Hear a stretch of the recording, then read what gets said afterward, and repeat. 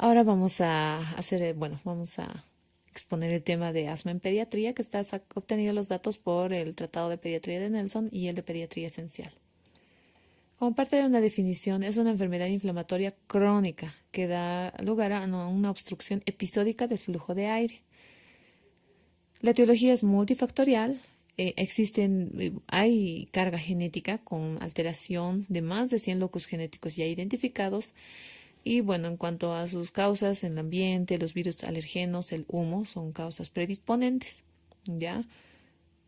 Hasta el 2011 presentaban un 14%, pero actualmente en Estados Unidos se detecta hasta el 70% de niños, ¿no?, que presentan estos cuadros. Esta es un cuadrito en la que nos muestra la etiología y patogenia del asma, ya en cuanto a la combinación o todos los factores que van a predisponer a la presentación de esta patología. En cuanto al ambiente, nuestras causas alergénicas, infecciosas, microbios, contaminantes, estrés, la edad dentro de ellas, el riesgo biológico genético, inmune, pulmonar y reparación. ¿Ya? Esto pues se va a presentar. Ambos ellos actúan sobre el desarrollo inmunitario innato y adaptativo y por ende en realidad o por atopía o por infecciones nos van a presentar lesiones de vías respiratorias, ya incluso contaminantes o tóxicos, ¿no? El tabaquismo pasivo es una de las razones principales. La reparación va a ser aberrante, con inflamación persistente, datos de hiperreactividad bronquial, reestructuración y crecimiento y diferenciación, y esto nos va a dar resultado el asma. En cuanto a la epidemiología, el 80% del asma se va a presentar antes de los 6 años y, bueno, obviamente con los factores de riesgo que van a precipitar el asma. ¿Cuáles son los factores de riesgo de asma persistente? Entonces, primero, en los progenitores, alergia, ¿no? Dermatitis atópica, o sea, en los papás, ¿no? Rinitis alérgica, alergia a alimentos, sensibilización a alergenos, sensibilización a alergenos alimentarios, neumonía, bronquitis. Las sibilancias separadas de los catarros, el sexo masculino es un factor importante, el bajo peso al nacimiento, la exposición al humo al tabaco o la reducción de la función pulmonar en el nacimiento. Y bueno, tenemos la clasificación, ¿no? La clasificación, bueno, dentro del asma son sibilancias transitorias no atópicas, el asma persistente asociada a atopía, el asma con reducción de la función pulmonar, y los tipos, de acuerdo al punto de vista terapéutico, tenemos, ¿no?, la clasificación intermitente, persistente, leve, moderada, grave, por el control, cuando está bien controlada, no bien controlada, muy mal controlada, o según los patrones del tratamiento, fácil de tratar, difícil de tratar, o con exacerbaciones y refractaria. ¿Ya? Ahora, vale decir que, pues, de acuerdo a la edad, menos de 3 años se pueden catalogar todavía como sibilancias recidivantes. No hay diagnóstico de asma antes de los 3 años porque todavía recién se está formando la morfología, ¿no?, de los genes o la presencia de genotipos, porque ahí tenemos las sibilancias transitorias, sibilancias recurrentes y pues básicamente todo eso pues todavía no nos da el diagnóstico, ¿ya? Entonces, esto puede presentar al principio de infancia por infecciones víricas, por eso todavía no se da el diagnóstico. El asma crónico se asocia a alergia y persiste en el adulto en pocos casos, ¿no? Pregunta. Marque el enunciado incorrecto sobre el asma. Se asocia un factor inmunitario. Existen más de 100 locus descritos. Un factor de riesgo es la rinitis alérgica. El diagnóstico de asma se realiza a los 2 años o las sibilancias recurrentes no atópicas pueden aparecer en etapas escolares. Y bueno, nuestra respuesta es el diagnóstico de asma sí se realiza, no se realiza antes de los 2 años, lo que les repetía, ¿no? A partir de los 3 años, pues recién se hace, ¿no?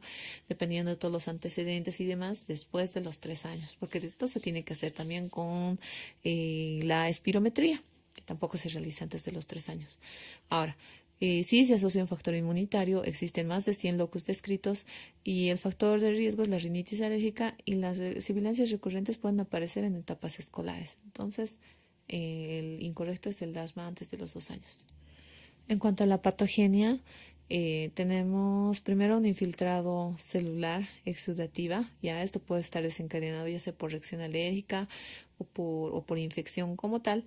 Entonces vamos a tener la acción de los linfocitos T cooperadores, citocinas y quimiosinas, como aquí vemos, ¿no?, el agente, ¿no? y por ende, pues por mimetismo, pues va a haber acción, ¿no? Va a haber hipersecreción y por ende descamación. Atacan contra la célula muere y se descama hacia la luz y por ende no deja pasar, obstruye el conductito, ¿no? Ahora tenemos aquí un cuadrito que son desencadenantes del asma, ¿no? Entre aeroalérgenos, el epitelio de animales, ácaros, aeroalérgenos estacionales, el polen, hongo, contaminantes del aire, el humo, tabaco, ozono, diazóxido, partículas, el humo de quemar madera, las endotoxinas, los olores o vapores también son nocivos, ¿no? Perfumes, lacas, limpiadoras, exposiciones ocupacionales, trastornos asociados, rinitis, sinusitis de flujo gastroesofágico, asociados, por este caso, fármacos, el ácido acetilsalicílico, los AINES, los betabloqueantes, los sulfitos, la tartrazina y otros, ¿no? Entre el aire frío y seco, el ejercicio, el llanto, la risa o la hiperventilación. En cuanto a las manifestaciones clínicas y diagnóstico, el paciente va a presentar tos seca, sibilancias expiratorias, sensación de la respiración insuficiente, congestión y opresión torácica, síntomas asociados a las actividades físicas, la hiporexia, las experiencias previas con broncodilatadores y el antecedente de otros trastornos alérgicos y el periodo expiratorio prolongado. Entonces, no sibilancias es, bueno, como silbido, ¿no? Que se escucha. Eventualmente pueden no escucharse, ¿no? Cuando a veces tienen bastante, esto se llama broncoespasmo, cuando está muy espasmado, eventualmente se escucha disminución del murmullo vesicular o incluso no le escuchas nada hasta realizar una prueba, ¿no? Actualmente, según últimas guías, en menores de 3 meses, no siempre asmáticos, ¿no? En casos de hiperactividad o sibilantes, lactantes, se realiza la prueba terapéutica con broncodilatador, en cuyo el resultado pues se realiza como un rescate y después se vuelve a auscultar al paciente y eventualmente pueden presentar recién las sibilancias. Luego tenemos dificultad para respirar, sensación de opresión torácica, ¿no? Que no puede meter aire y la tos seca. Entonces, bueno, tenemos un caso clínico, ¿no? Paciente de 3 años de edad, primer embarazo. El padre con EPOC, diagnóstico, ¿no? Está internado en 2 oportunidades por bronquiolitis y neumonía. Requirió tratamiento con broncodilatadores en otras 2 oportunidades y acude por cuadro de 3 días de evolución caracterizado por tos seca, sibilancias respiratorias, hiporexia, periodo expiratorio prolongado. Y bueno, vamos al diagnóstico diferencial, ¿ya? Primero tenemos las similitudes y diferencias entre la difusión de cuerdas vocales y el asma, que es la disfunción de cuerdas vocales y el asma son muy parecidas, ¿ya? Sin embargo, estas son las diferencias, ¿no? La disfunción de cuerdas vocales es extratorácica, el asma es intratorácica. La disfunción de cuerdas vocales puede no tener hipoxemia, en realidad no tiene, ¿no? Porque es de vía aérea superior. Luego no tiene hipercapnia, no hay acidosis, la espirometría es normal, el comienzo de detección son pocos síntomas entre episodio, en cambio el asma sí presenta hipoxemia, sí presenta hipercapnia, sí tiene reducción de los flujos respiratorios en la espirometría, los síntomas son persistentes, son visitas frecuentes a urgencias con múltiples medicamentos. ¿Ya? Luego, pues en cuanto al diagnóstico, ¿no? Esta es la principal causa eventual que se tiene que realizar la diferencia. Tenemos los trastornos respiratorios de vía aérea media, la vía superior, dentro de ellas la rinitis alérgica, rinitis crónica, sinusitis, los de vía media, laringotraqueobroncomalacia, laringotraqueobronquitis, membranas, quistes o malformaciones de vía aérea y trastornos de vía aérea inferior que son displasia broncopulmonar, por eso el antecedente hay que preguntar bien, bronquiolitis vírica, reflujo gastroesofágico, síndrome de cilio inmóvil, bronquiolitis obliterante, enfermedades pulmonares, neumonía, tuberculosis, hemosiderosis. Medicamentos asociados a la tos crónica son inhibidores de la acetilcolinesterasa, antagonistas beta-adrenérgicos, inhibidores de la enzima convertidora de angiotensina. Vale decir que en lactantes es más frecuente que para diagnosticar de forma diferencial la aspiración o malformación de vías aéreas. Y en niños, la disfunción de cuerdas vocales que mencionaba, las curvas de flujo-ventilación van a estar truncadas, en este caso, en el caso de la disfunción de cuerdas vocales, el tratamiento es con Heliox. Hay que hacer otro diagnóstico diferencial con bronquiolitis obliterante intersticial. Y bueno, hay que mencionar que las acropaquias no son frecuentes en la edad pediátrica. Nuestro paciente tiene 3 años de edad, ¿no? Es el primer embarazo, padre con EPOC, cuya causa principal es el tabaquismo, ¿ya? Entonces vale decir que si el papá tiene EPOC y ella está en contacto durante el embarazo, entonces el factor de riesgo podría desencadenar a nuestro pacientito el tabaquismo. Ha recibido tabaquismo pasivo. Internado en 2 oportunidades por bronquiolitis. En una probablemente porque la definición de bronquiolitis es las primeras sibilancias o el primer episodio de sibilancias en los lactantes no menores de 2 años y que está precedido de un cuadro respiratorio. Entonces, en 2 oportunidades bronquiolitis no nos puede dar, solo en una, y en la siguiente ya es considerado como un lactante sibilante. Y pues dentro del lactante sibilante pues hay otras connotaciones, ¿no? Otros genotipos. Y aparentemente neumonía, requirió tratamiento con bronquiolitis en otras 2 oportunidades. Entonces tiene el antecedente, ¿no?, de haber recibido broncodilatador y un cuadro de 3 días, ¿no?, con tos seca, sibilancias, hiporexia, periodo expiratorio prolongado. Entonces nuestro diagnóstico diferencial son excepto. Malformación de vía aérea, habíamos dicho que sí, podría ser, ¿no? Hay más y es pequeñito. El reflujo gastroesofágico puede ser otra causa, ¿ya? La neumonía puede ser otra causa, la inmunodeficiencia puede ser otra causa, porque ha presentado tantos cuadros, ¿no? La parálisis del nervio laringio recurrente no se presenta. ¿Por qué? Porque la clínica es diferente, ¿no? Es una alteración de la vía aérea superior y pues en realidad no toma parte de la vía baja, ¿no? Y si es unilateral, presenta disfonía. Entonces, nuestro paciente no tiene disfonía como tal. Y si fuera bilateral, tiene afonía con obstrucción de vía aérea, pero superior. Entonces, nuestros pacientes suelen utilizar traqueostomía temporal o permanente. Bueno, ya yendo a otro caso clínico, tenemos un paciente de 4 años de edad, diagnosticado de asma hace 1 año. Lleva seguimiento por neumología, o sea, ya tiene asma, ¿no?, de diagnóstico 1 año. Tiene cuadro de 5 horas, caracterizado por falta de aliento al caminar, accesos de tos seca, no tiene otros signos de sintomatología. Y al examen físico, buen estado general, hidratado, afebril, con orofaringe no congestiva, pero la frecuencia respiratoria de 36 de respiraciones por minuto, adecuada mecánica ventilatoria, es decir, sin datos de dificultad, la auscultación con sibilancias al final de la expiración, con frecuencia cardíaca de 96 latidos por minuto y saturación de 95. Y el resto sin particularidades. Marcamos el enunciado correcto. ¿Será que intercurre con crisis asmática moderada, crisis asmática leve, o asocia reflujo gastroesofágico, o hay que realizar una placa radiológica para confirmar el diagnóstico, o tiene neumonía? Entonces, pues antes de pasar, vale recordar que la frecuencia respiratoria para 4 años generalmente es de 20 a 30, 36 está aumentado, o sea que está taquipneico. Tenemos una valoración de la gravedad de la exacerbación del asma, ¿no? Este paciente ya tiene diagnóstico de asma, pero en este momento puede presentar un estado de exacerbación. Entonces los síntomas son falta de aliento,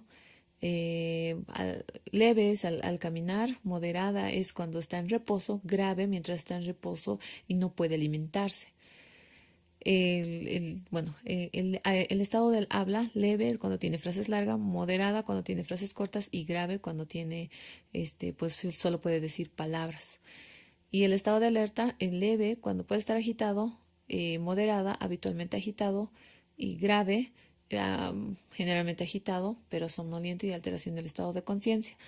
Los signos, ¿no? Frecuencia respiratoria en el leve puede estar solo aumentada, en la moderada aumentada y en la grave más de 30 por minuto. Pero el uso de músculo accesorio es lo que nos va a diferenciar.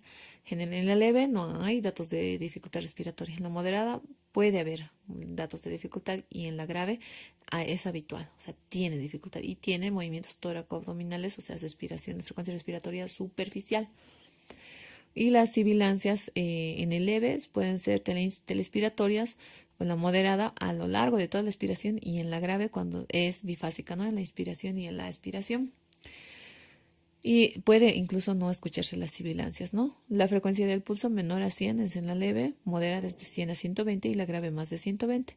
Y pueden presentar pulso paradójico, que es decir, la disociación en cuanto a la frecuencia cardíaca con la presión arterial.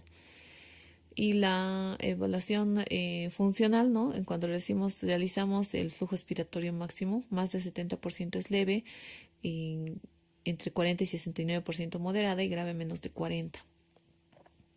Y en la gasometría, ¿no? Que en la leve generalmente no se toma la muestra. ¿Por qué? Porque es leve y la toma de gasometría pues es un procedimiento muy invasivo y muy doloroso, entonces no se les hace. En la moderada, cuando tenemos una presión de oxígeno mayor a 60, pero la PCO2 menor a 42 y la saturación 90-95. En cambio, en la grave, menor a 40, menor a 60 la presión de oxígeno, mayor a 42 el PCO2 y menor a 90 la saturación. Y bueno, vale decir que nuestro pacientito tenía falta de aliento al caminar. Dice, bueno, tiene estado de alerta, está un poco agitado, tiene la frecuencia respiratoria aumentada, sí, pero usos de musculatura accesoria no. Tiene sibilancias al final de la expiración, el pulso está menos a 100 y no tiene pulso paradójico. Entonces nuestro paciente intercurre con crisis asmática leve, ¿no? Que la moderada era diferente, ¿no? Como habíamos visto. El reflujo gastroesofágico generalmente a los 4 años pues no se determina, en realidad tendríamos que tener historial de más pequeño. La placa radiológica, en realidad no se les hace, ¿no? La placa radiológica de entrada, ¿no? Siempre es realizar el examen, a menos que estemos sospechando otro trastorno, ¿no? Como derrame o otro tipo de alteración.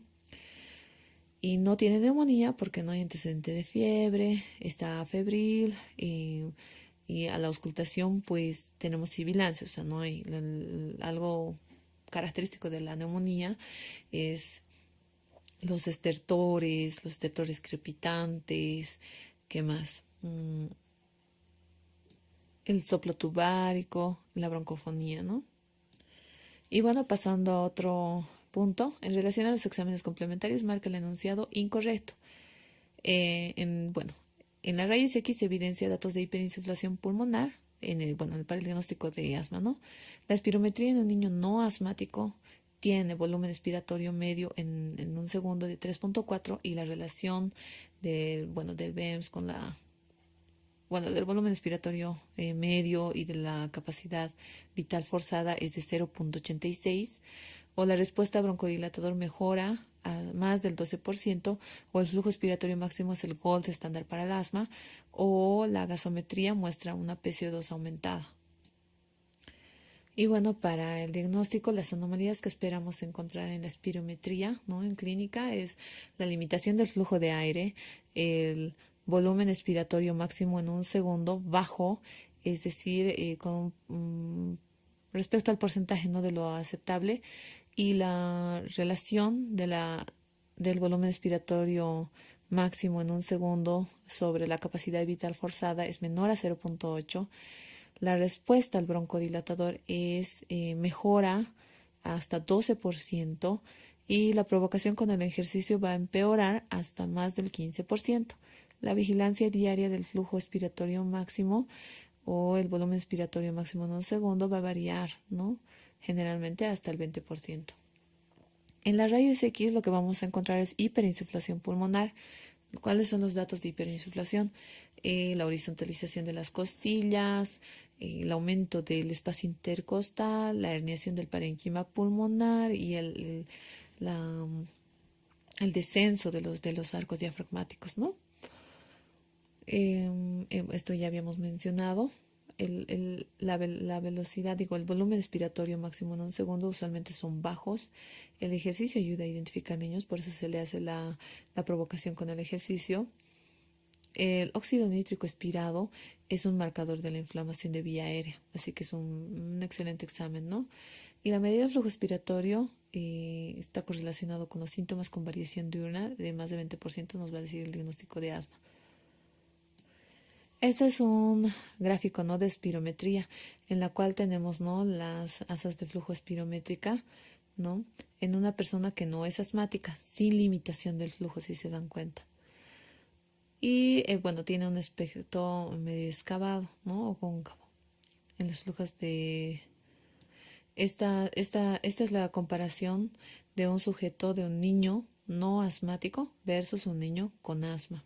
Entonces aquí vemos, ¿no?, la diferencia que va a presentar en la espirometría, en la cual vamos a ver que del niño no asmático tiene un volumen respiratorio máximo en un segundo de 3.4 en un 100% del predicho, una capacidad vital forzada de 3.8 en el 100% del predicho, ¿ya? En la capacidad vital. Y en un niño asmático, o bueno, en su relación, perdón, antes 0.86, ¿no? En este caso. Y en un niño asmático como tal, pues presenta un volumen expiratorio bajo, ¿ya? De 2.1, 62% del predicho, y una capacidad vital forzada de 3.7 con el 97% del predicho. Y una relación entre ambas de 0.57. Y bueno, esto es otro ejemplo, ¿no? Estos son papeles de vigilancia que se les realiza con los parámetros del flujo máximo flujo máximo expiratorio, ¿ya? En este primer gráfico se realiza 2 veces al día, ¿no? Estos son, digamos, 2 días, 4 días, 6 días. Entonces, cada 2 días se le hace el examen y pues se obtiene el resultado más o menos en un mes, ¿no? Acorde a esto es que después vamos a ir viendo la gravedad y la capacidad de control de la misma, ¿ya? Y en la que tenemos pues 3 zonas, ¿no? La zona roja, la zona amarilla y la zona verde, la cual nos va a decir más o menos la gravedad, y estos son los controles, ¿no? De los controles 2 veces al día para ver los grados de exacerbación. Y aquí tenemos un cuadro de exacerbación aguda, ¿no?, que ha bajado hasta la zona roja, que ha sido porque había presentado un cuadro respiratorio al niño, y pues tras el inicio del tratamiento con corticoide pues se ha realizado la mejoría. Pero básicamente estos son nuestros controles. La radiología o la rayos X les había dicho, ¿no?, datos de hiperinsuflación con aplastamiento de los diafragmas, incremento de los espacios intercostales, ya herniación discreta del parénquima y el engrosamiento peribronquial. Ahora hay que distinguir entre los simuladores del asma, que son la aspiración, las neumonitis. Se puede realizar una tomografía de alta resolución para descartar otras causas estructurales. Entonces, acordándonos un poco de los datos y volviendo a la pregunta para una respuesta, en relación a los exámenes, marca el enunciado incorrecto. La rayos X sí se observa datos de hiperinsuflación pulmonar, ¿no? La espirometría en niño no asmático tiene un volumen expiratorio medio en un segundo de 3.4 y la relación mayor a 0.8, ¿no? O 0.86 en este caso. La respuesta al broncodilatador va a mejorar con el volumen expiratorio máximo en un segundo, más de 12%, y el flujo expiratorio máximo no es el gold estándar para el asma. Entonces, este es nuestro incorrecto. La gasometría puede mostrar si PC2 ha aumentado. ¿Por qué? Porque se va a alterar el intercambio gaseoso. Entonces, tenemos un paciente de 6 años de edad diagnosticado de asma hace 3 años. Lleva seguimiento por neumología pediátrica con un cuadro de un día, ¿no? Presenta y acude por eso, caracterizado por sensación de falta de aliento en reposo, accesos de tos seca, dificultad para realizar frases. Al examen físico, buen estado general, hidratado, afebril, orofaringe no congestiva, la frecuencia respiratoria 42, el tiraje subcostal leve, la auscultación con sibilancias bifásicas, es decir, inspiración y expiración, frecuencia cardíaca de 125 y saturación de 90%. El estado neurológico normal y en el caso previo, ¿cuál es el incorrecto? Hay que realizar rescate con broncodilatador. Se utiliza corticoides en ciclos cortos, o el medicamento de elección en el broncoespasmo es el bromuro de ipatropio por su efecto de acción, o es mejor utilizar inhaladores con válvula dosificadora, o todos son falsos. Bueno, para evaluar nuevamente volvemos a nuestro cuadrito, ¿no? Nuestro paciente tiene falta de aliento en reposo. Sí tiene estado de alerta, está agitado, tiene frases cortas, ¿no? Tiene que sentarse para hablar. Luego La frecuencia respiratoria sí está aumentada, 42 es bien, aumentada para un niño de 6 años. No tiene dificultad respiratoria, pero tiene sibilancias, ¿no? A lo largo, ¿no? Es bifásica en realidad. Y el pulso sí está aumentado, ¿no? Y el pulso paradójico todavía no. Entonces estamos tirando a que sea una grave, ¿no? Por la presentación de las sibilancias y la frecuencia del pulso mayor a 120, ¿no? Pero por el manejo y todo eso, pues lo vamos a mantener todavía ahí. Y bueno, primero nuestro paciente tiene 6 años, asma hace 3 años, seguimiento tiene sensación de falta de aliento, ¿ya? Dificultad para realizar frases, está en reposo, su frecuencia respiratoria es de 42, con tiraje subcostal leve, pero sí tiene sibilancias bifásicas y su frecuencia cardíaca es de 125, entonces tira como por una moderada grave. Y la saturación 90% que puede estar compensado por la frecuencia respiratoria. Entonces, cuando tenemos tos recurrente o crónica, ¿no? Sibilancias difusas, se hace el diagnóstico, ¿no? Con el diagnóstico diferencial y pues si tenemos el asma, tenemos la evaluación de vigilancia, ¿ya? La gravedad, hay que hacer control de la medicación, los efectos adversos, educación. Esto es importante porque se les explica a los papás en el momento en que presentan algún cuadro. El control de factores ambientales pueden ser trastornos asociados, medicación, los controles a largo plazo, exacerbaciones tienen que marcar, ¿no? Y el objetivo óptimo del asma bien controlada, esa es la que tenemos que necesitar al principio. Y hay que reducir el deterioro. ¿En qué sentido? En que evitar los síntomas crónicos, eliminar los factores de riesgo, ¿no? Y bueno, generalmente se recomienda entre 2 a 4 revisiones al año para mantener un buen control, ¿ya? En caso de que no presente exacerbaciones y demás. Se puede utilizar el uso del sistema semáforo para valores de flujo expiratorio máximo y para ver la eficacia, ¿no? Y generalmente está clasificado en rojo, amarillo, verde. Rojo es cuando tenemos menos del 50% del mejor valor personal, 50-80 el amarillo y 80-100 en verde. Entonces lo que hacemos es la evaluación, monitorización de la actividad de la enfermedad, educación y reforzar el conocimiento y habilidades de los papás, evaluar, ¿no? Cómo le están poniendo el inhalador, y hay que enseñarles, ¿no? Cómo se les pone y corregir algunas cositas. Identificación y tratamiento de factores precipitantes o trastornos asociados, eso es importante, ¿no? La selección adecuada de medicamentos para cubrir necesidades del paciente. Entonces, inicialmente se realiza, si tenemos deterioro, ¿no? El manejo, ¿no? Evaluación de la frecuencia reciente de síntomas. El riesgo se refiere a la probabilidad de sufrir exacerbación. Puede estar asociado un 43% con reflujo gastroesofágico por aspiración, ¿no? Se produce broncoespasmo por reflejo del vago, rinitis, broncoespasmo inducida por ejercicio, enfermedad sinusal. El tratamiento puede ser con irrigaciones nasales entre 2 a 3 por semana y o antibiótico-terapia en casos necesarios. Ahora tenemos, ¿no?, las fases de la evaluación clínica, evaluación y vigilancia, en los controles, ¿no?, de 2 a 4 revisiones por año, la educación del paciente, reforzar el tratamiento, el plan terapéutico, el control de factores, ¿no?, eliminación y reducción de exposiciones ambientales, e incluyendo el paracetamol, tratamiento de trastornos asociados. Vale recalcar un poquito el paracetamol, la dosis alta sí se ha reconocido como un factor desencadenante. Y esta es la cartilla del semáforo que les mencionaba, ¿no? En el cual van marcando, ¿no?, la zona roja, la zona amarilla y de acuerdo a los porcentajes que les salen en los totales es lo que califica en porcentaje si ha habido o no una exacerbación grave o no. Ya viendo el tratamiento, en el tratamiento vale decir que esto se va basado en el GINA, ¿no? El GINA, que es una guía para el manejo del asma. Dentro de ellas tenemos el ABAC, el ABAL, que son agonistas beta-adrenérgicos de larga duración o de corta duración, ¿no? Generalmente se utilizan los de corta duración para las exacerbaciones, ¿no? Tratamiento broncoespasmo inducido. Para el asma persistente se tiene que utilizar los corticoides inhalados y el asma persistente grave, corticoides asociados con agonistas beta-adrenérgicos de larga duración. ¿ya? Por otro lado, si no tenemos remisión, te transfiere al especialista, neumología pediátrica. Si tenemos por encima del paso 4, que ahorita vamos a ver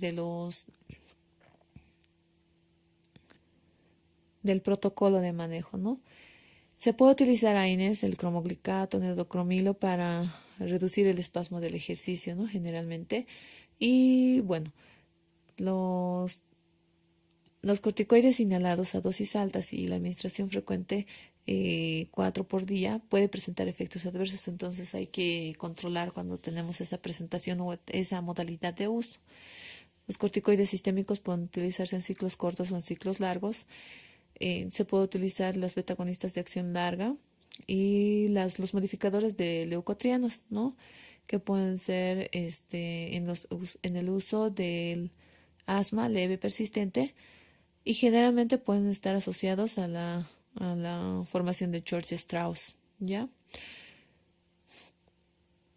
Entonces, bueno, el mecanismo de acción de los modificadores de los leucotrienos generalmente son